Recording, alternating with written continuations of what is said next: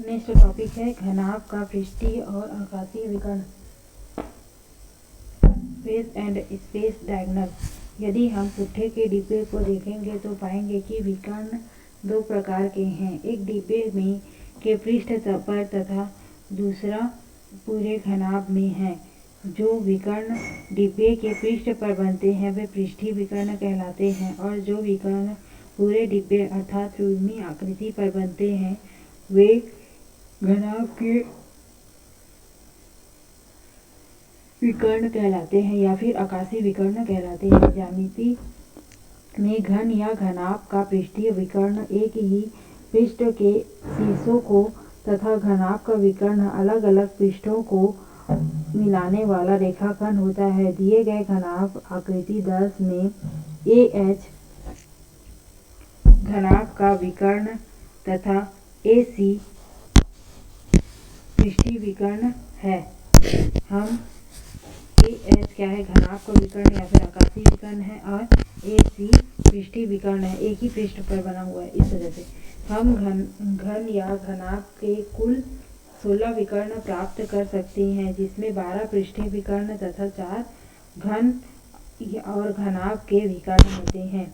घन और घनाभ के आकाशीय विकर्ण होते हैं। देखिए अपनी कॉपी पर एक घन और घनाभ बनाइए और इसके विकर्णों के नाम लिखिए। घन और घनाभ में के पृष्ठीय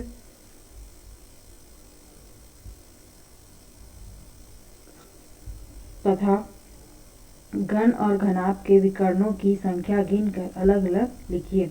घन एवं घनाभ के विकर्णों की लंबाई पता करना। कैसे हम पता करेंगे घन या फिर घनाभ के घन और घनाभ दोनों के ही विकर्णों की लंबाई को।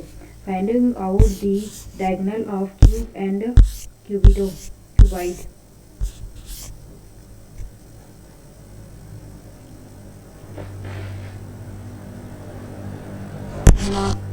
क्यूबॉइड किसी कमरे की लंबाई चौड़ाई और ऊंचाई से भी अधिक लंबाई के बांस को रखना है।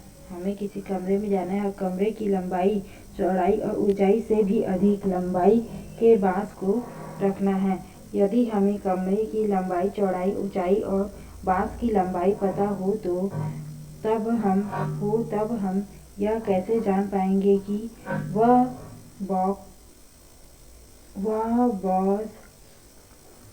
बांस कमरे में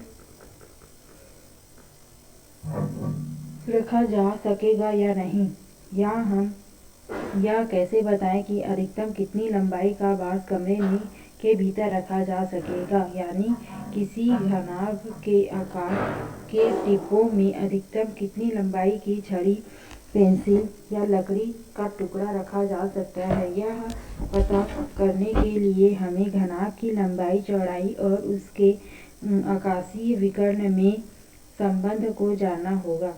हम घन और घनाभ के पृष्ठीय विकर्ण तथा घन या घनाभ के विकर्णों के बारे में जान चुके हैं। अब हम यह जानेंगे कि यदि घनाभ की भुजाएं दी गई हो तो उनके पृष्ठीय विकर्ण तथा घनाभ के विकर्णों या फिर आकाशीय विकर्णों की लंबाई की गणना कैसे करेंगे। पृष्ठीय विकर्ण फेस डायगोनल कैसे ज्ञात करेंगे, इसके बारे में जानेंगे। अगर हमें लंबाई पता है, उसकी लंबाई चौड़ाई ऊंचाई पता है तो घनाभ की, ठीक है। पृष्ठीय विकर्ण की लंबाई कैसे ज्ञात करेंगे। हम जानते हैं कि त्रिभुज ADC एक समकोण है। आकृति 11 में त्रिभुज ADC यहाँ पे कोण D समकोण बनाता है। त्रिभुज है जहाँ AD का मान दिया हुआ A इकाई है और DC है C के बराबर, स्मॉल c के बराबर। इसलिए बुधायन पाइथागोरस प्रमेय क्या कहता है, कर्ण का वर्ग, क्योंकि यहाँ पे कर्ण क्या है, आधार के वर्ग और लंब के वर्ग के योगफल के बराबर होता है। आधार क्या है AB का स्क्वायर और लंब क्या है AB का स्क्वायर के वर्गों के योगफल के बराबर होता है। Square AC to root over A D square plus C D square. अब ए डी का मान हमें पता है root over A small A और सी डी पता है सी डी स्मॉल सी का square. A C is equal to कितना मिला रूट ओवर ए स्क्वायर माइन प्लस सी स्क्वायर। अतः पृष्ठीय विकर्ण ए सी की लंबाई कितनी मिली हमें रूट ओवर ए का स्क्वायर प्लस सी का स्क्वायर। अब यहाँ पे ए और सी की जगह में कोई गणितीय मान भी प्रश्न में दे सकते हैं, ठीक है। इसी प्रकार हम पृष्ठीय विकर्ण ए ई जो कि ए ई है, ये क्या है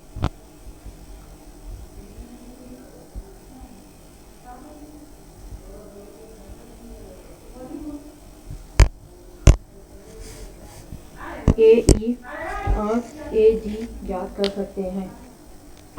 ए ई और ए जी भी ज्ञात कर सकते हैं, ये भी पृष्ठीय विकर्ण होगा, ठीक है।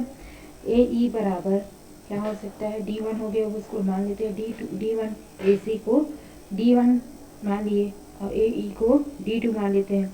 तो D2 is equal to a square plus b square इकाई small b square. Small b क्या है डी ई का वैल्यू है ना। ए ई ए से लेकर ई को ज्वाइन करेंगे तो इस त्रिभुज ए ई और डी में और ई का होगा 90 अंश को समकोण बनाएगा तो लंब का वर्ग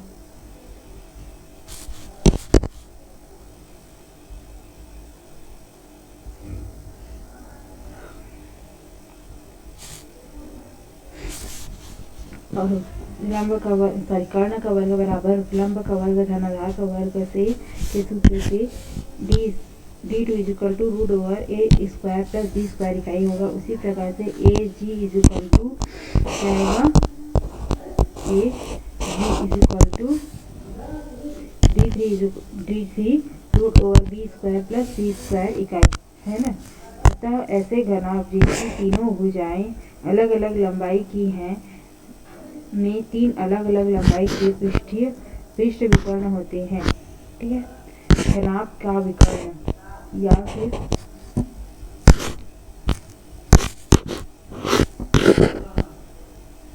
प्रकाशीय विकर्ण दिए गए घनाभ आकृति 11 की भुजाएं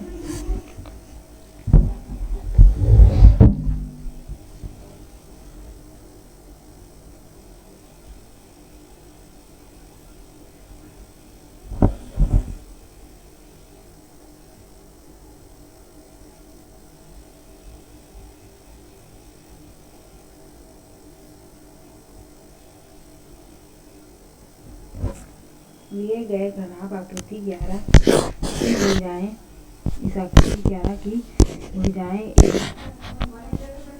ए इकाई व बी इकाई और सी इकाई है। ए इकाई बी इकाई और सी इकाई है। से लेकर एच घनाभ का एक विकर्ण है। घनाभ का विकर्ण या फिर आकृति विकर्ण ए से लेकर एच तक है। हम घनाभ के विकर्ण ए एच की लंबाई की गणना कैसे करेंगे। आकृति 11 में ए ई एक पृष्ठीय विकर्ण है। आकृति 11 में ए ई एक पृष्ठीय विकर्ण है। ए ई हमें ए एच निकालना है, ठीक है।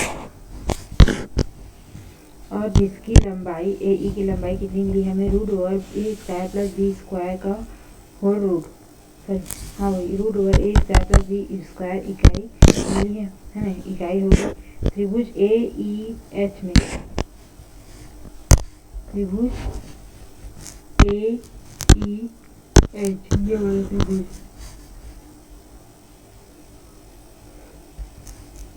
एक समकोण त्रिभुज है। आकृति 12 में हम पाइथागोरस प्रमेय से घनाभ का विकर्ण ए एच की लंबाई ज्ञात कर सकते हैं। एक समकोण त्रिभुज है, ठीक है, जहाँ पे कोण ई क्या है 90 डिग्री का कोण बना रही है।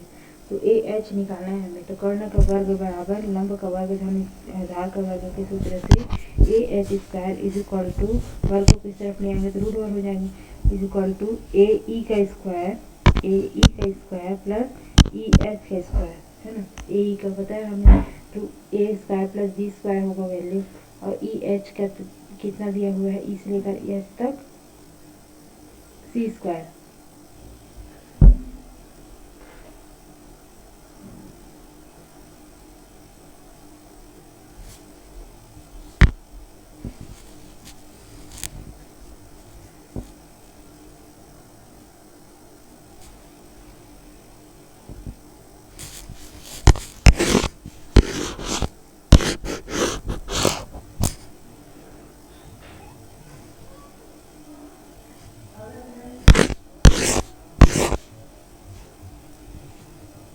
ए square plus b square plus सी स्क्वायर, इसलिए घनाभ के विकर्ण ए एच की लंबाई कितनी होगी, root a square plus b square plus C square इकाई होगी। अतः घनाभ के आकाशीय विकर्ण की लंबाई का स्क्वायर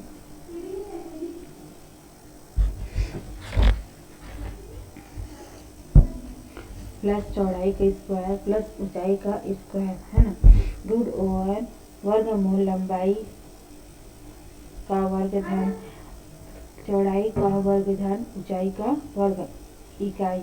क्या अन्य तीन आकाशीय विकर्ण की लंबाई भी इतनी ही है? यह विकर्ण पहचाने। विकर्ण है, हम कौन से विकर्ण होंगे वो लिख करके यहाँ पर के हमें तीनों आकाशीय विकर्णों की लंबाई की बतानी। बाधा बुधाया पाइथागोरस प्रमेय का उपयोग करके पता करें। अब क्यूब के बारे में जानेंगे। यदि क्यूबाइड पढ़ लिए, अब क्यूब क्या होता है। यदि घन की भुजा ए इकाई हो तो घन के पृष्ठीय विकर्ण की लंबाई ए स्क्वायर प्लस ए स्क्वायर। यदि घन की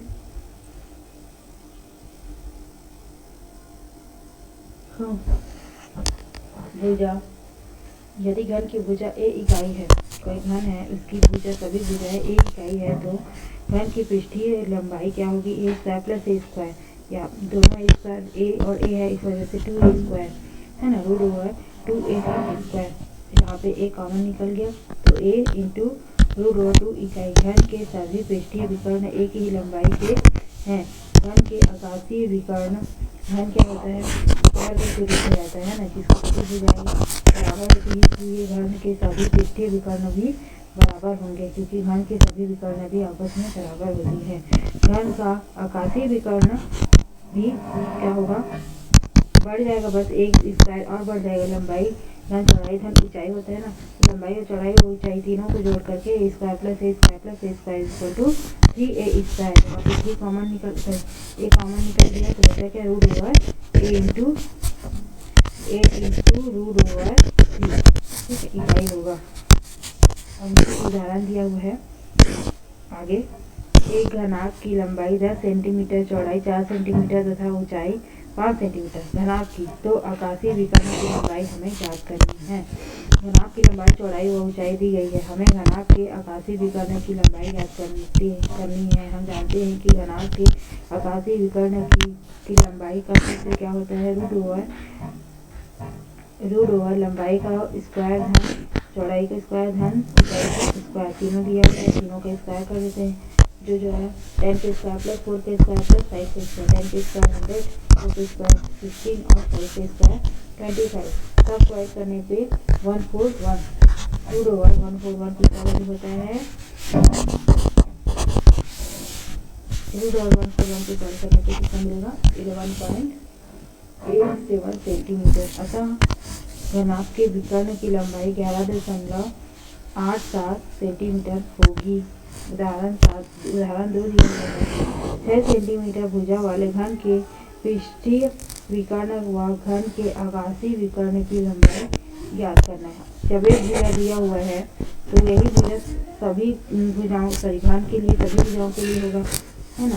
एक विकर्ण यहाँ पे दिया हुआ है 6।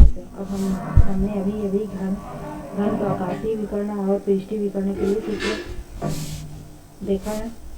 क्या होता है, आकाशीय पृष्ठीय विकर्ण के लिए सूत्र 1 इंटू रूट ओवर 2, एक का वैल्यू कितना दिया है 6 इंटू रूट ओवर 2 सेंटीमीटर, क्योंकि घन का विकर्ण का इकाई घन के विकर्ण के लिए लिखा जाता है a इंटू वी/c, अतः a का वैल्यू 6, a इंटू वी/6 इंटू वी/6। तो ये हो गया घन के लिए, ये हो गया घनाभ के लिए। ठीक, घन के आकाशीय विकर्ण की लंबाई पृष्ठीय व घन के आकाशीय विकर्ण की लंबाई बताना था। ये घन के लिए पृष्ठीय विकर्ण हो गया, ये घन के लिए आकाशीय, घन के लिए आकाशीय विकर्ण हो गया। ठीक है, अब प्रश्नावली 1। ठीक, पहला, दूसरा, तीसरा, 3 प्रश्न है इस प्रश्नावली में। फिर नेक्स्ट टॉपिक है बेलन, सिलेंडर। ठीक है, इन तीनों प्रश्नों को अब हम नेक्स्ट वीडियो में सॉल्व करेंगे।